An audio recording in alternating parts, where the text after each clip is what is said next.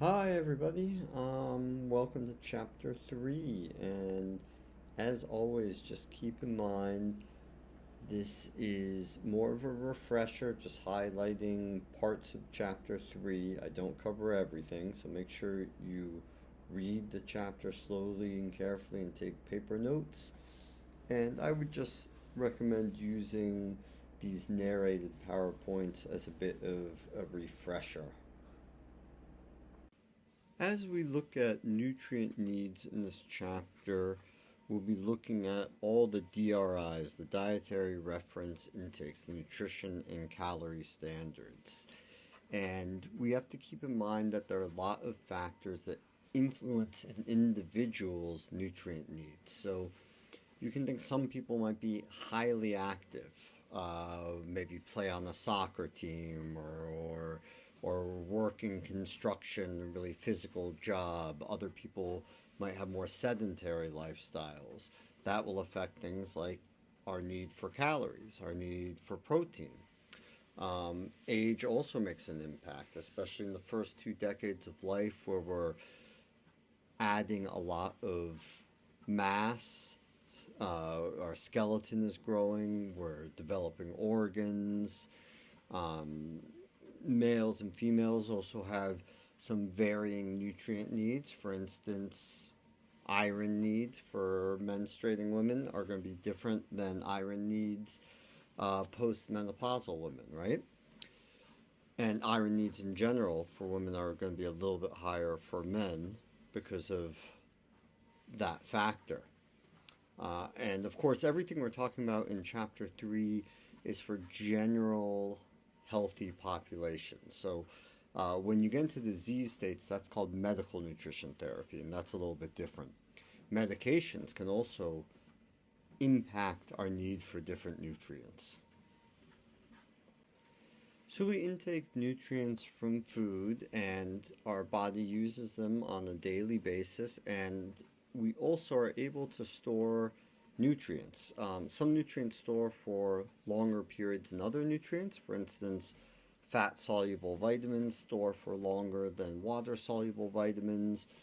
Minerals in general tend to store longer than vitamins. Our bones are a big reservoir or storage area for many different minerals. Our liver stores some vitamins and minerals as well as a little bit of carbohydrate. Our body fat, just in that essence, it's fat. Fat is energy storage, but there's also a few nutrients that are stored in body fat. And for optimal nutrition, enough nutrients need to be consumed to maintain them at the levels we use them. But of course, on a daily basis, we might intake a little bit more or less, and that's why we have those storage needs to make up, because not everyone's going to meet exactly their nutrient needs every day. Of course, things don't work quite like that. The dietary reference intakes is a really fundamental part of nutrition. So, also abbreviated as DRIs. These are all the energy and nutrient intake standards that we use in public health and nutrition. So, DRI is really an umbrella term that includes all of the things on the slide. So, the estimated average requirement, estimated energy requirement, RDA, AI, UL, AMDR.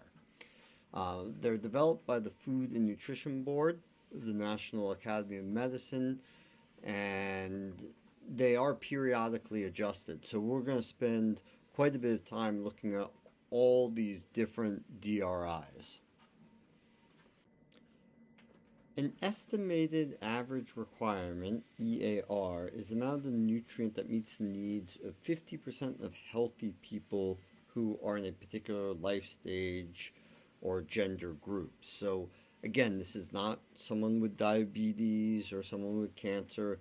This is healthy populations. And the Food and Nutrition Board, they identify a physiological marker, so a substance in the body that they can use as a metric to determine the EAR. So the example from the textbook is that in certain white blood cells, we can measure the amount of vitamin C needed for optimal supply, and the physician can then diagnose whether a patient is vitamin C deficient or not by having a blood sample analyzed.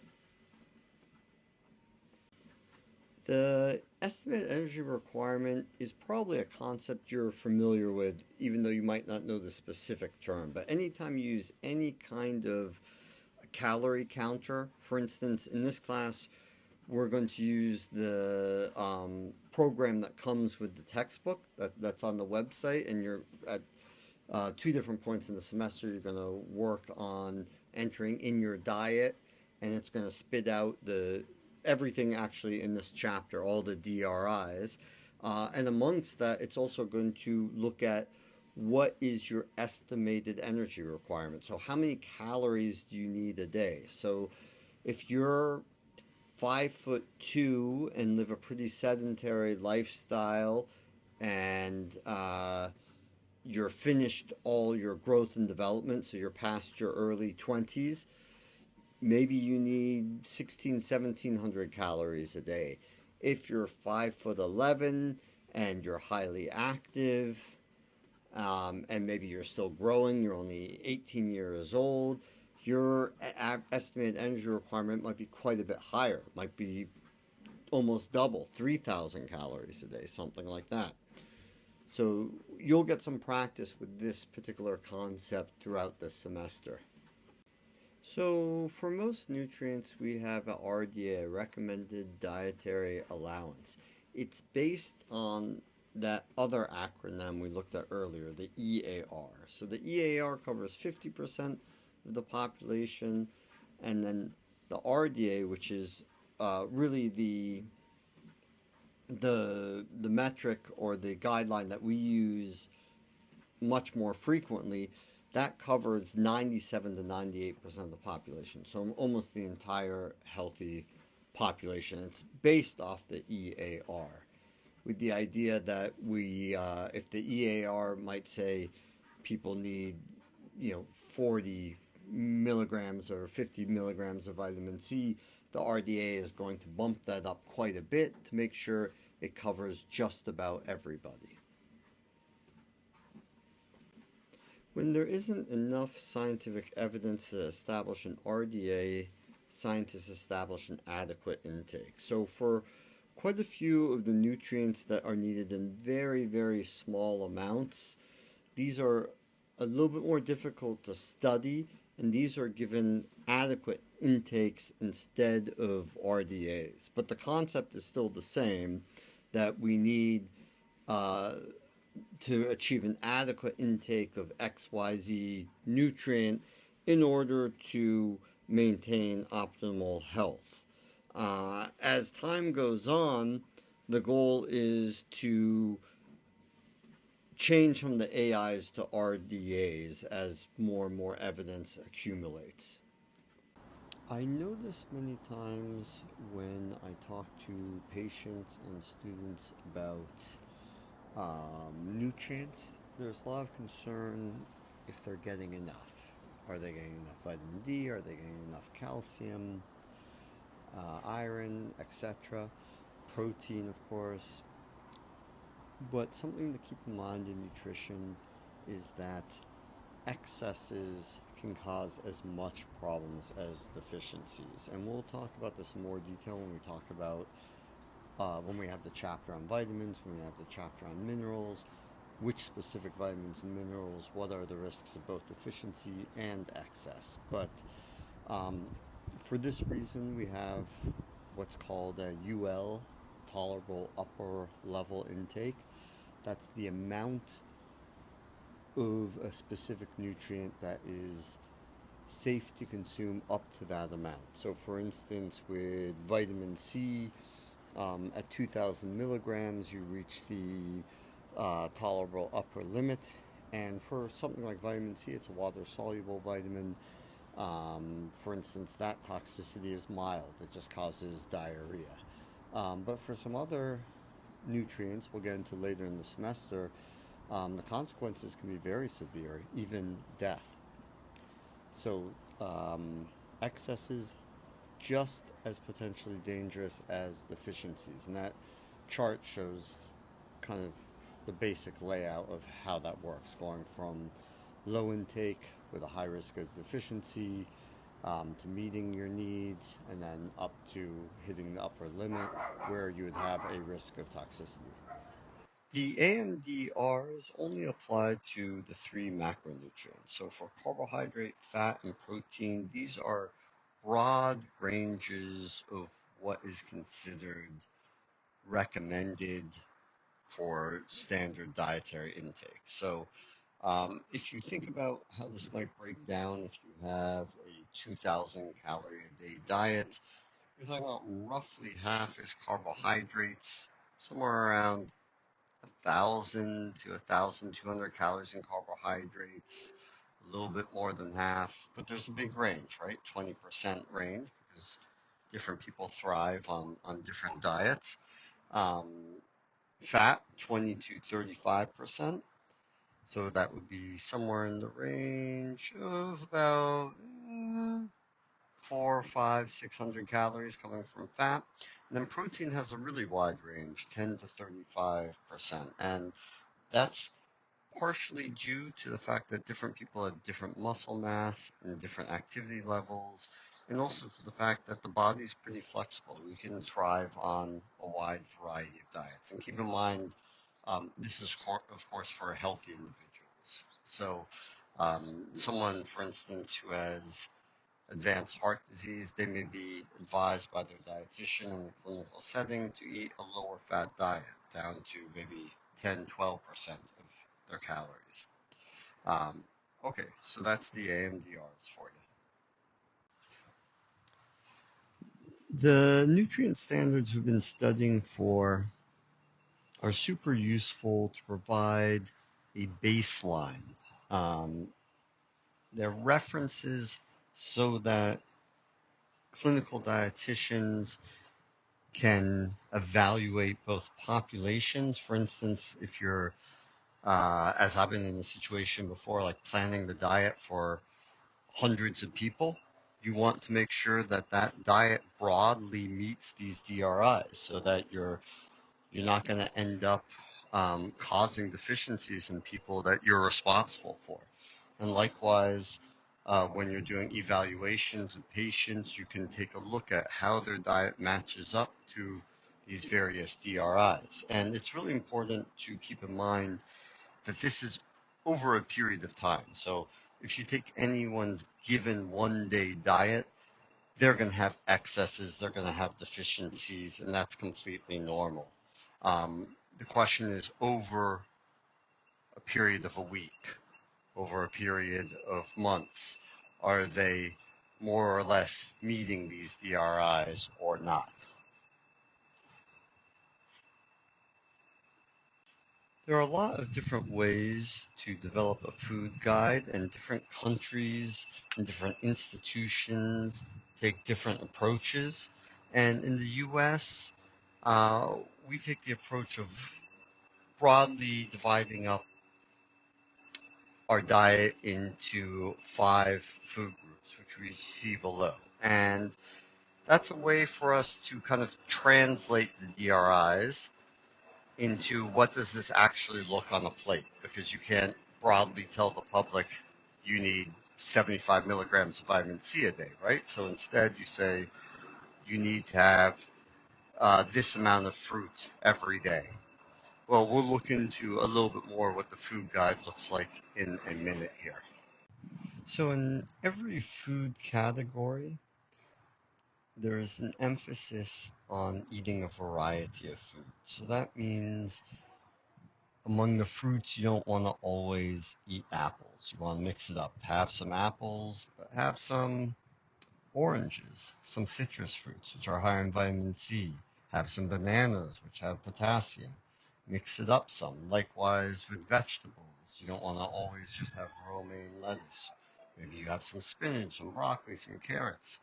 Likewise with protein foods, not always chicken for protein. Sometimes you go on that beans and lentils and seafood, because a variety The foods will make sure that you have a better chance at meeting all your nutrient needs, as every food has a different nutrient makeup.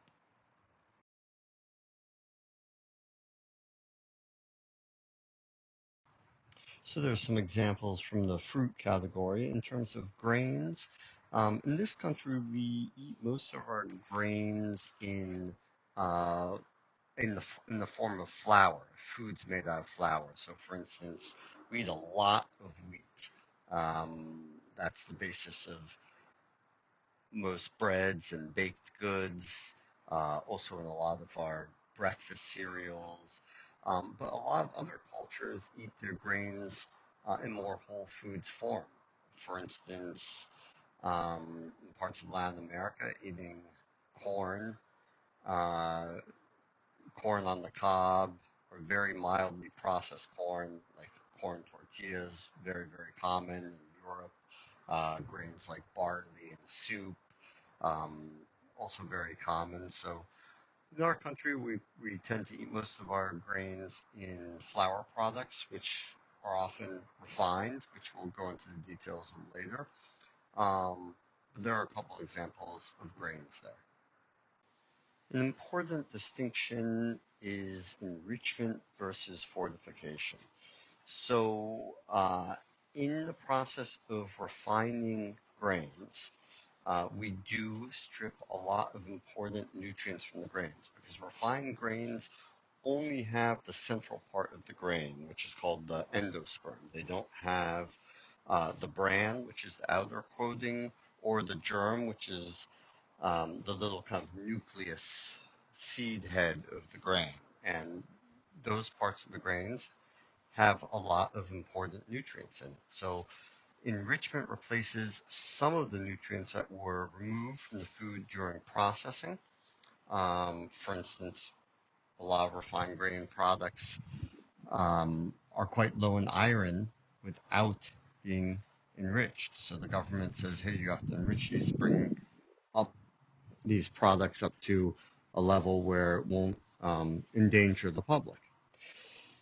Fortification is adding nutrients in that weren't originally there or weren't originally there in the quantity um, that they are with fortification. I often encourage my patients to experiment a bit with cooking grains and instead of eating the refined grain products. So instead of eating different breakfast cereals and a lot of baked goods and breads and pastries and that kind of thing and pasta, why not make your own brown rice or wild rice, whole grain barley? These are really tasty foods and they have a lot of fiber and more nutrients than the refined grains. This category is slightly less universal and a little bit more controversial than other categories as lactose intolerance is widespread. So a substantial caveat in this category is that the substitution of dairy with other calcium-rich or calcium-fortified foods is acceptable. And when we go to the minerals chapter, we'll talk quite a bit more about calcium-rich non-dairy options. For many reasons, either people can't tolerate dairy, it gives them gas or bloating, or they simply choose not to eat it, don't like the flavor, or they might be following a vegan diet that doesn't include any animal products. It's good to know about milk alternatives. And I'd say one caution with milk substitutes is that some contain a fair amount of sweeteners, so unhealthy empty calories, and some don't. So make sure you read the labels on these. And of course, as I mentioned, we'll discuss the calcium-rich non-dairy options, which really aren't, which are much more varied than just milk substitutes. We'll discuss that in the minerals chapter. With protein foods, it's often forgotten by the public there are many rich plant-based sources of protein as well, including most importantly legumes. So beans, split peas, lentils. Um, these are very important protein sources in many parts of the world. And I think everybody knows about standard protein-rich foods like the ones listed here. This is certainly the category where Americans eat the lowest. And the vegetables we do tend to eat in this country tend to be the starchy ones, potatoes, sweet potatoes, and corn, which is actually a grain, not a vegetable. Some people think of it as a vegetable. So it is the non-starchy vegetables that really matter. And the ones that are full of fiber, water, and nutrients, they make you feel full and really engage the digestive tract. I believe a lot of my patients don't eat vegetables because they don't know how to cook them well, to make them tasty. They only have access maybe to not great veggies, not the most fresh veggies. And they don't want to deal with them, well, washing, cooking, cutting, cleaning, etc. Using frozen fruits and vegetables, this can be helpful. Visiting farmers markets, purchasing locally grown produce. This all can really assist in adoption of eating a more vegetable-rich diet. Oils are liquid fats, and these we tend to overconsume in the American diet. And that's because processed foods usually have a fair amount of oil in them, and that is to give the food a pleasant mouthfeel, and it also carries flavor notes. It increases calorie density. Essentially, we like the flavor of calorie dense and fat food. So I think a classic example would be potato chips. Those are fried in oil. Most of the calories in potato chips come from oil, but when you look at the potato chip, you think potato, not oil. And a lot of processed foods in general have a fair amount of fat in the form of oil in them, things like frozen pizzas and canned soups, muffins, and cookies. The dietary guidelines for Americans are reviewed every 5 years to incorporate the latest research and recommendations.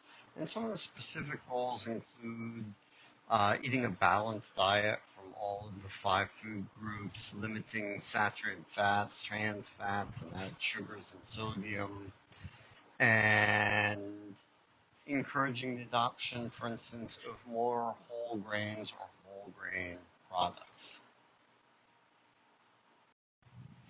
Before covering the current food guide, I thought it would be nice to get a little bit of a historical perspective. The public health field in the U.S. started well over 120 years ago or so when we started to learn about the connections between diet and health. First government recommendations started in 1894, and much of the impetus was to help the poor and less educated who are often exploited by snake oil salesmen and often not following particularly good diets. This was one of the early food guides from 1943, and the food guides are always a reflection of current events, and during that time, there was a lot of economic pressure because of World War II, and the food guide stressed not wasting. And it also stressed, you can see a category for butter and margarine, which were really useful for putting weight on people. Back then, there was more problems with underweight, not enough calories and too many calories, and those fats were inexpensive, easy ways to add calories. That previous slide, the World War II diet, was considered a little bit complex with the 7 categories. So in 1956, they condensed the 7 to 4 categories, and you can see this is pretty simple. One issue I have with this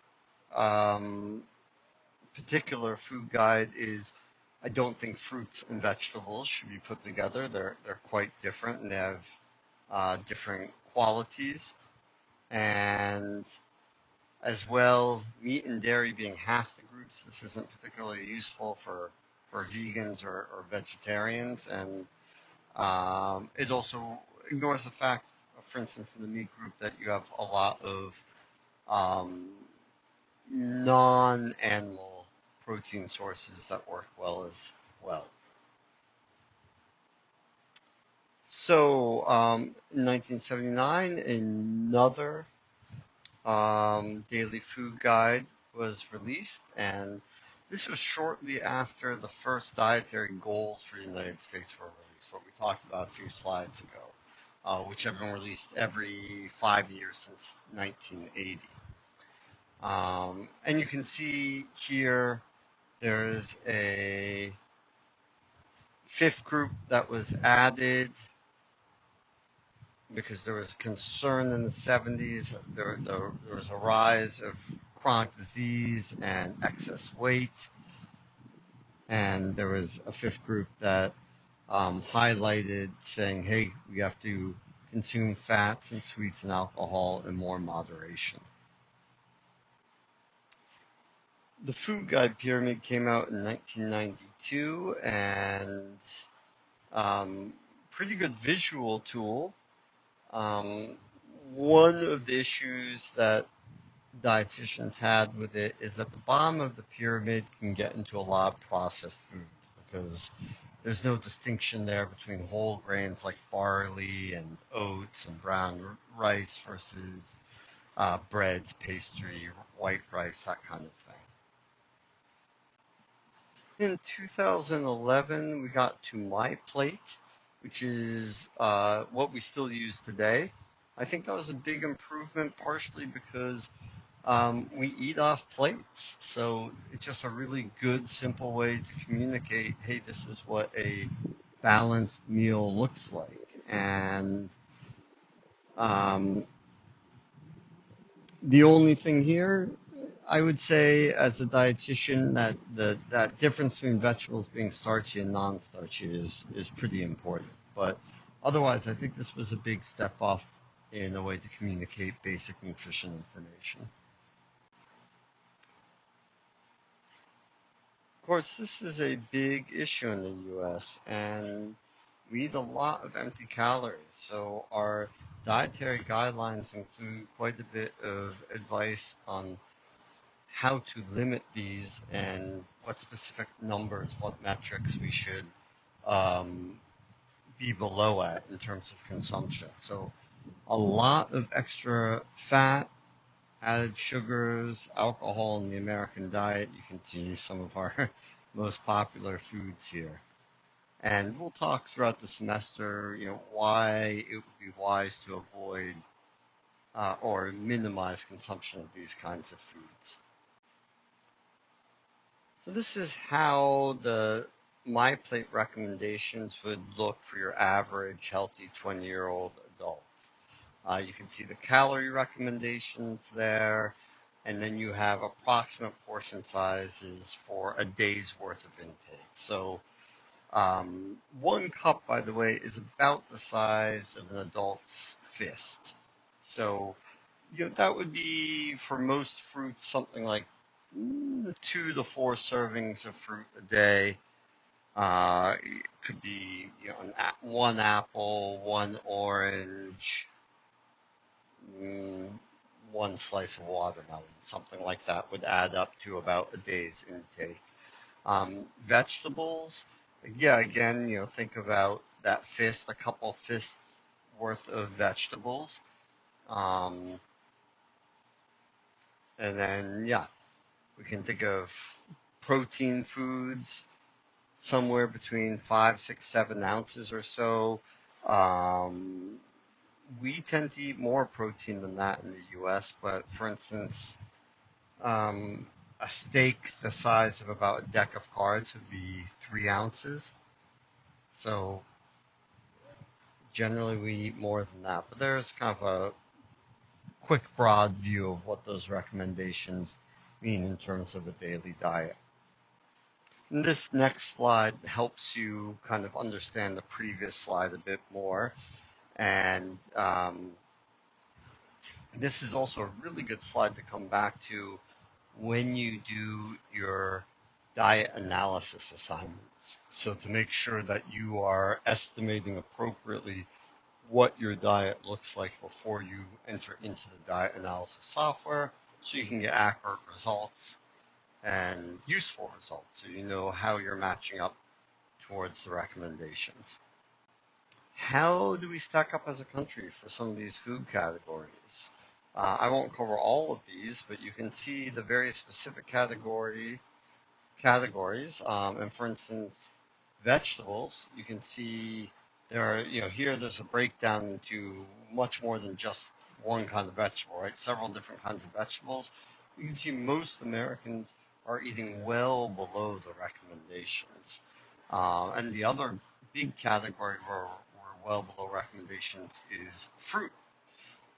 As well, whole grains. We're way above recommendations in terms of refined grains, and we're also quite above recommendations in protein foods. So we aren't doing great as a country in terms of eating healthy and meeting recommendations. Another factor to think about with diet and nutrition is sustainability. Agriculture is the #1 use of land on the planet, so what we eat has an enormous environmental impact. How far the food has traveled to reach your plate, how much energy was used in food processing. For instance, in the case of meat, the large amount of resources needed to produce beef, chicken, and pork. You have to grow the food to feed the animals and house those animals using water and land, etc.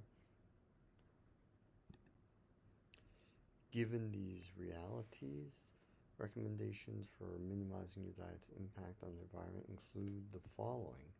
And I would add eating more locally grown and processed foods is a great idea. Reduce those food miles. Farmers markets and CSAs are great tools for that. CSA stands for Community Supported Agriculture. If you don't know what it is, look it up. There are CSAs all over the country in pretty much every state, every county. It's you pay a share, for instance, maybe $500-$600 a year, and you get a bag or 2 bags full of groceries every week during grocery season, fresh, direct from farmers. It's pretty neat. Also, keep in mind a couple of these suggestions aren't just about sustainability, they also save money. For instance, eating a little less meat and replacing it with legumes. Legumes are really inexpensive protein. Cooking whole grains at home, also cheaper than buying bread, baked goods, and breakfast cereals. Recently, I just started actually making homemade tortillas. They're incredibly tasty and super cheap, maybe 5-10 cents each or something. Another factor to consider in nutrition is culture, especially in the United States where we live in a melting pot society of hundreds of different cultures and cuisines. Learning about nutrition also means learning about the diet and lifestyles of different cultures. Because we live in such a diverse country, our diet here in the USA is influenced by nearly the entire globe. And if you end up pursuing a career in healthcare, you'll find it immensely valuable to understand at least some common diets and cultures that are influential here in the USA. For instance, when I worked with patients, I had to learn about the diets of my patients so I could better discuss and advise them on dietary choices. Likewise, in other settings when I was planning meals for large groups of people, I had to consider the cultural taste of my clients.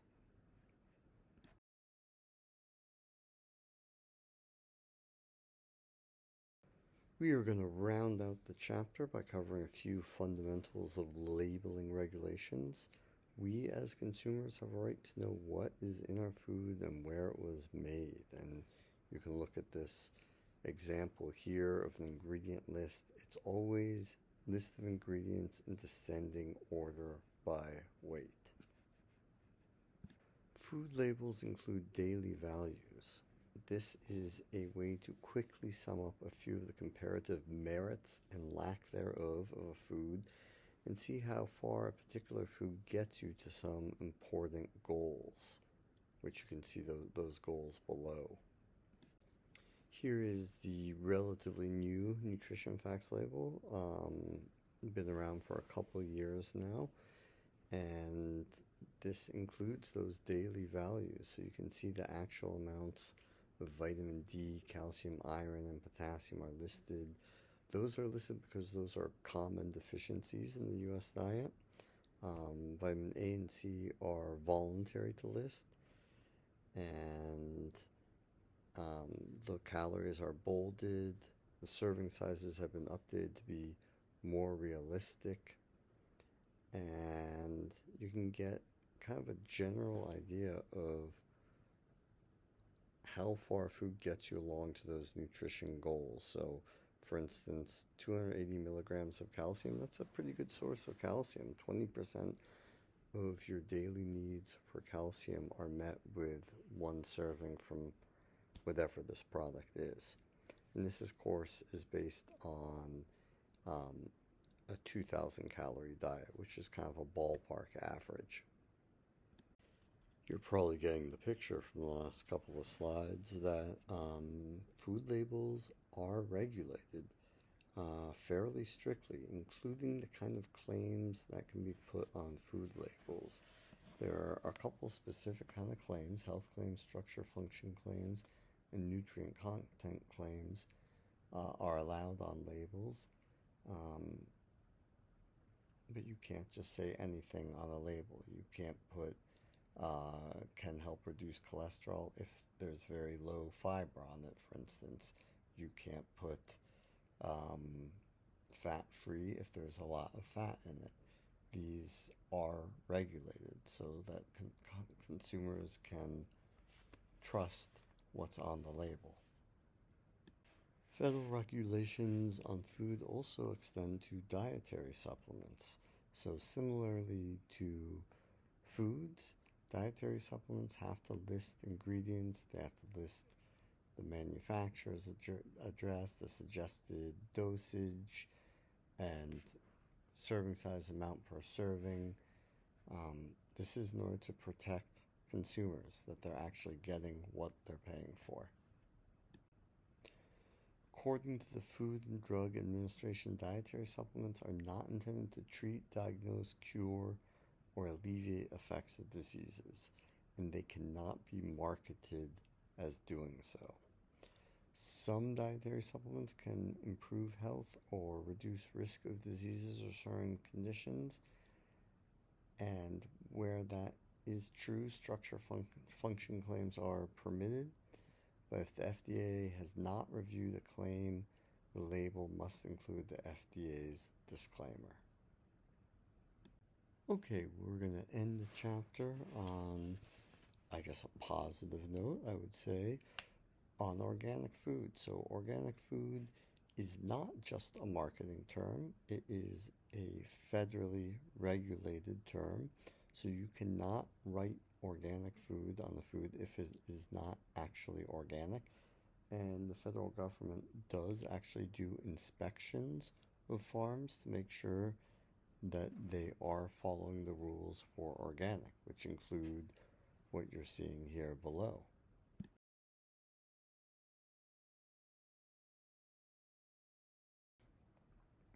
So on this slide you can look at a couple of the